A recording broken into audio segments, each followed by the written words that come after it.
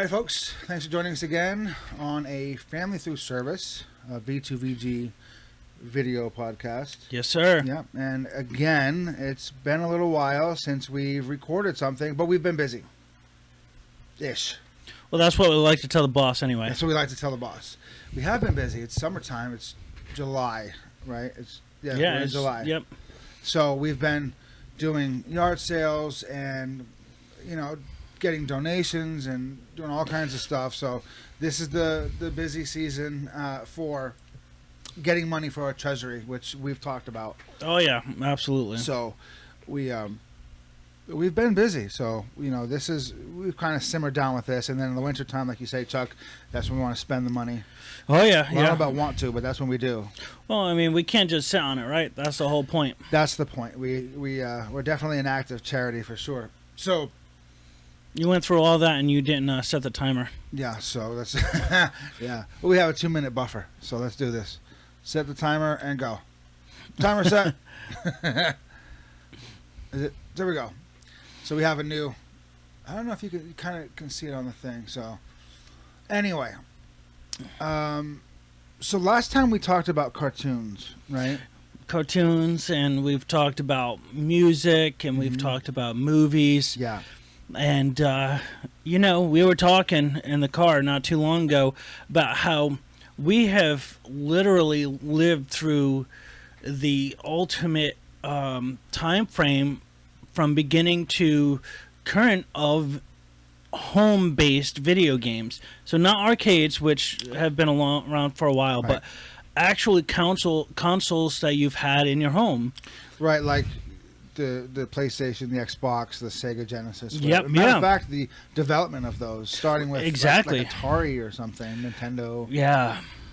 I remember I had a friend, or I don't know if he was a friend, but there was some kid around my age who had a Nintendo, not a Super Nintendo, a Nintendo, who didn't have the cover on. It was just like the motherboard, so you could see all the electronics, right? And we were poor, so he I don't know how he got it, but you would put the game in, and then you'd press like the power button, and then you'd have to use like this piece of a fork to make the connection on the motherboard to start it. It was like hacking or something, right? I mean, at its infancy, yeah, right? Its infancy. So it was definitely different to do, and I was just like, whatever. That's how you did it. Right? Yeah, right. I mean, just to get a little bit of entertainment. So it was different back then, and the graphics were different, but the development of graphics and everything came up. But we wanted to again stick with something not heavy, not hot topic issues, not all the stuff that's going on in the world, because there's a lot of shit going on in the world right now that's just, like I said, really heavy, really emotionally charged. Let's stick with something a little less. Yeah, and not political, right? Not political.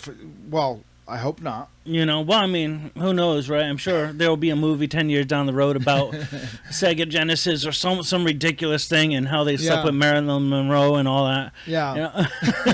There's always something. So what was your idea for the video game video presentation, basically? Well, I just was, again, thinking about some light stuff, and I was just thinking, like, I was remembering the first time I played video games. I was at an aunt's house, and it was the Atari, and it was that game Paperboy.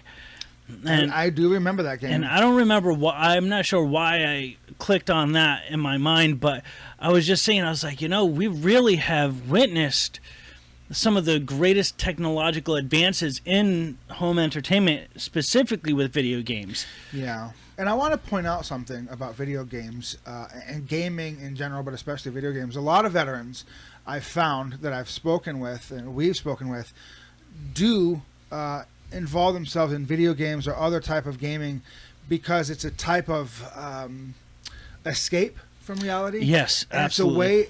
It's a safe way, hopefully, to escape reality, and that drinking or drugs, illicit drug use, would take the place of. Absolutely. So when you're trying to deal with these, emotional problems, psychological problems, you can escape with drugs, alcohol, all these unsafe behaviors, or you can, video game and stuff. And like we've played video games together where we were chatting on headsets and playing video games, and it's a form of therapy. And we've called it that. Our wives know what we mean when we say we want to do some therapy, or if we say, we want to have some aromatherapy. They know that we want to go to the range. Yeah. But it's interesting because even though we don't need a code, it's like our own little code, and the people who need to know what we're talking about know. Yeah, and it's healthier than, popping pills or shooting up or drinking or shooting up people, right? Being one of these fucking evil psychopaths who decide to shoot up people.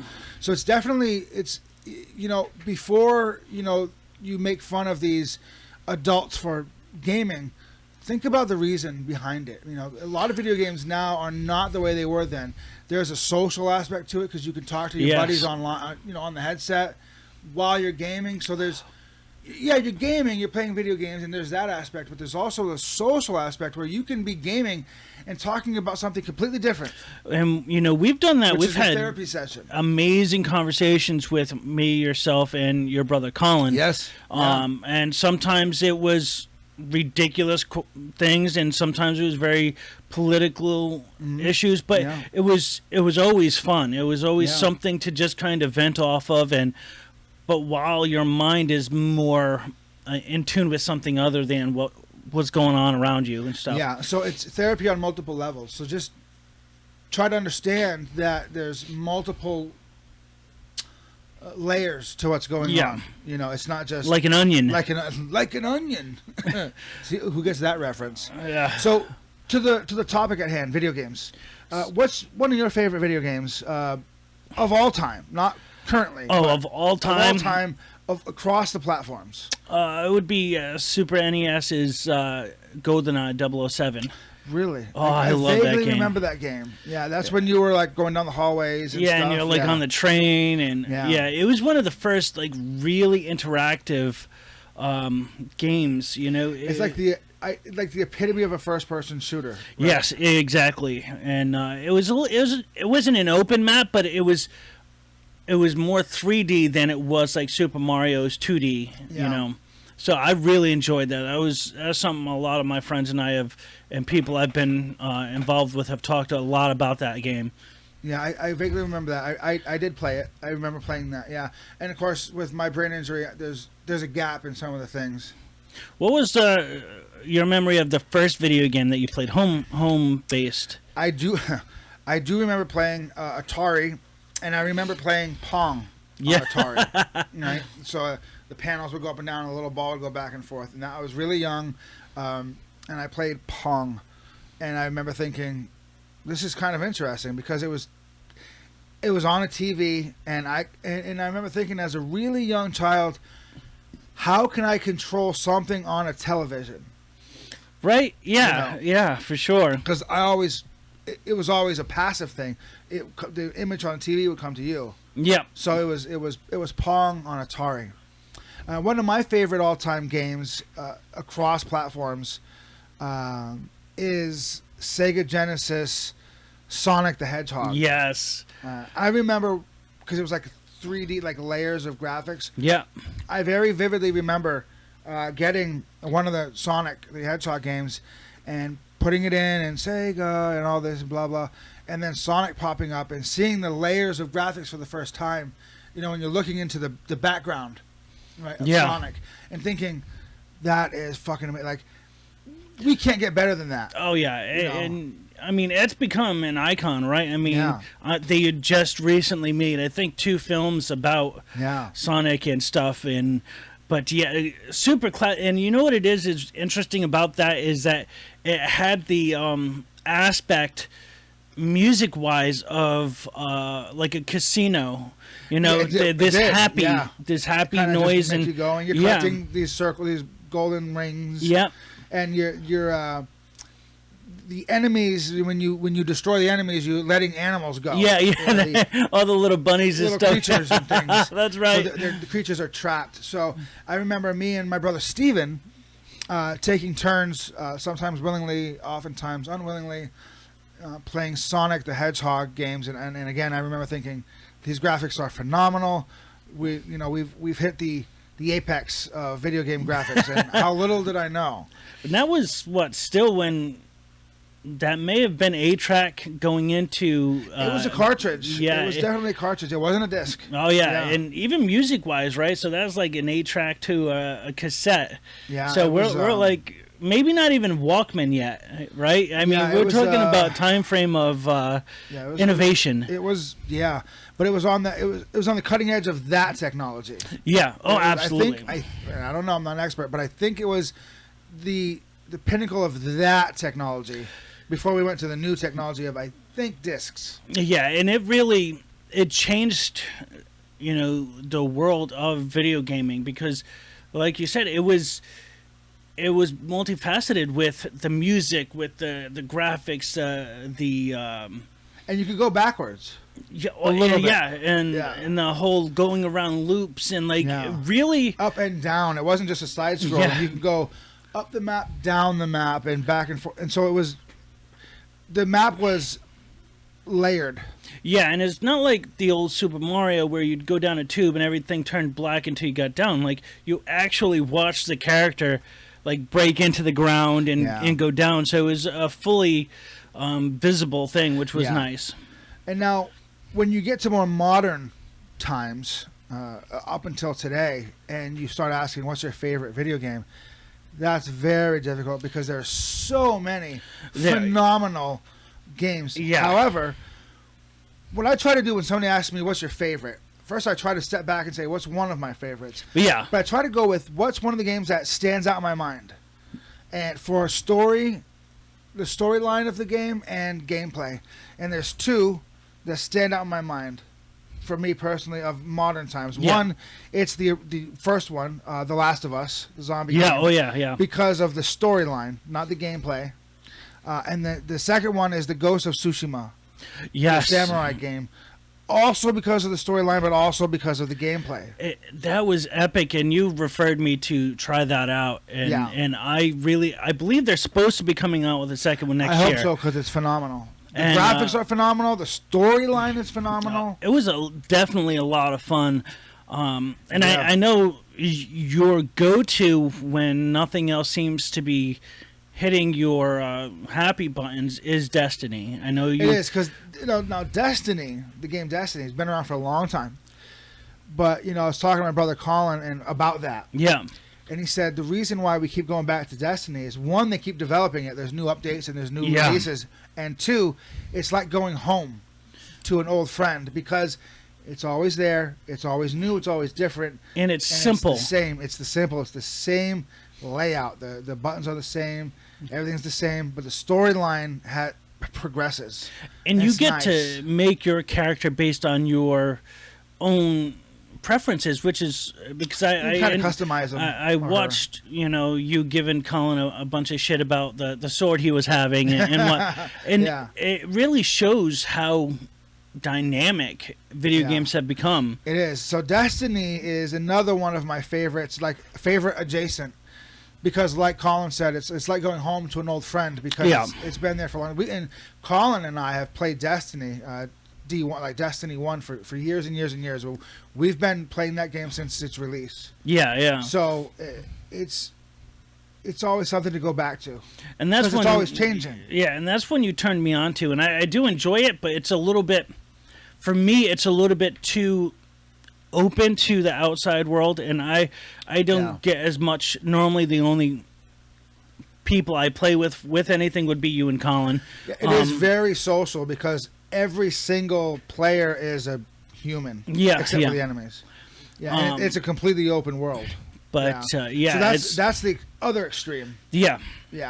And you play a lot of in between games like Sniper Elite. And that's probably one of my favorite series of first person shooters. And Sniper Elite 5 just came out, and I've been really enjoying it. It's more complicated and difficult than the other ones, which I enjoy. Yeah. But it's that happy frustration as well. It's like, okay, I got to restart the whole level over again because whatever. Yeah. But I do really, really enjoy that series, and again, one of my favorites as far as the whole story is Ghost of Tsushima. I've played it a couple times, and I've played it a couple times too. Even knowing that it doesn't change, like Detroit becoming human, the storyline changes. Yeah, that's not the point, It's great, but as far as social ones, and even though I really don't care for the game much, is Minecraft, and it's brought an opportunity for my oldest son Dante, who lives in Rhode Island, and we live up in the mountains. So it's about a 4-hour drive. It brings us like closer, an opportunity to talk about it. Yeah, we've talked about this a lot. Minecraft. So if you don't know what Minecraft is, it's an older game, but they do develop a lot of new stuff, just like the Ghosts. But the graphics are intentionally retro.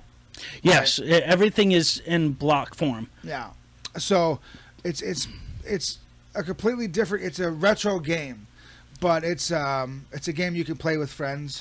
Yeah, or at and least it's with great. one other person, right? Yeah, maybe a couple of people, I'm not sure. Yeah, and it's awesome because Dante and I normally play a couple worlds. So we have one that is one or two that is survival, where we really don't do any cheats or anything, and it's a lot of fun to do that. But then we do a creative world, which I've told you about, where we're creating like battleships and like Osprey airplane helicopter type, and so you don't come across any of the dangers of enemies, but you come across the issue of whatever could stand in your way imaginatively. So creatively. Exactly. So it's but again, a lot of fun. It's not necessarily the mechanics of the game, it's also the social aspect. It connects you with your son. Yes, and it opens up a lot of conversations, yes, and it might not be Minecraft specific conversations. Exactly. What did you work on when you were in the Marines? Where did you go? He started doing this battleship one. He's like, well, what's it look like inside of a ship? So we kind of have experience to tell them, like, yes, you know what, the hallways aren't this big and the bulkhead's not this, or whatever the case is. Yeah. And then as far as the imaginative part, that he really excels on that. He made some alien ships and some stuff. So it's something that which across the globe we can do now with social media and stuff, but it brings people who are miles and miles apart to right next door. Yeah, and for you and I and Colin, what we also played was like Modern Warfare and stuff like that, which is a warfare game, and we all played together for Therapy, which is a first-person shooter, and we just had fun shooting them up and other people, and that's also big in the veteran and first responder community.